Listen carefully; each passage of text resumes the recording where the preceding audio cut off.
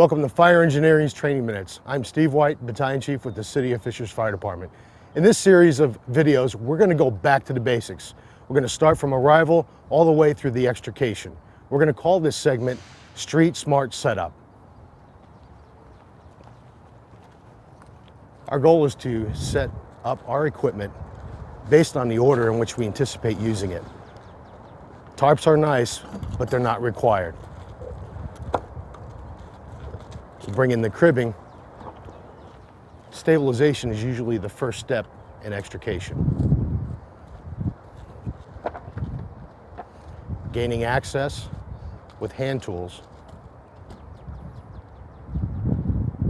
And depending on the accident and the tools that are going to be required, extrication and disassembly equipment.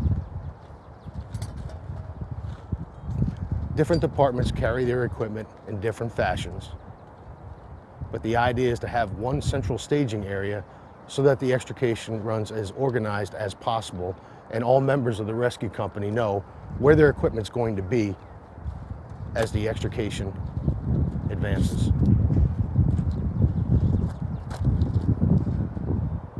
Getting the equipment stage is going to be based on how many members arrive with the first few units within the first alarm, and this is going to vary from rural departments to urban departments.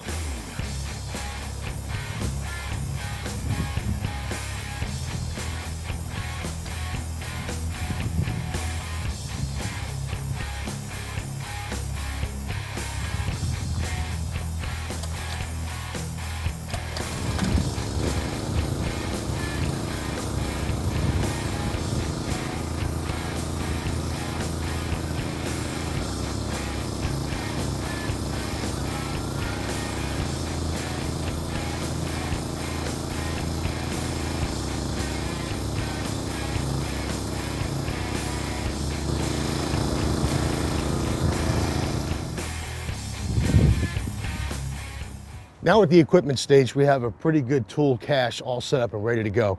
Again, the cribbing is probably going to be used first, so it's going to shoot right underneath the vehicle to stabilize.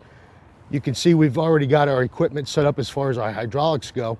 There's going to be different hoses and pumps based on the rescue company's configuration, whether they come off of reels off of the truck or portable pumps. Either way, the goal is to try to keep things separated so they can be pulled easily off the staging tarp. We already have our chisels set up and ready to go. Again, some rescue companies have reels with airlines that are already preset with their tools at the end. Most rescue companies keep that on the standard SCBA bottle, ready to go with the regulator. Here we have our Sawzall. Again, whether it's ran off of a power supply that's anchored to the truck on the cord reel or with a portable generator, as long as we have power, if we're using a corded Sawzall. If we're using cordless, this is also easy. Looking at the tool bucket, this gives us an opportunity to grab a lot of miscellaneous things and put it in one place rather than grabbing it from different parts of the rescue truck.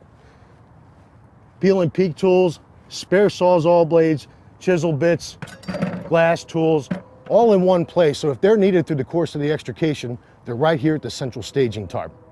Also, we have some basic hand tools for helping gaining access.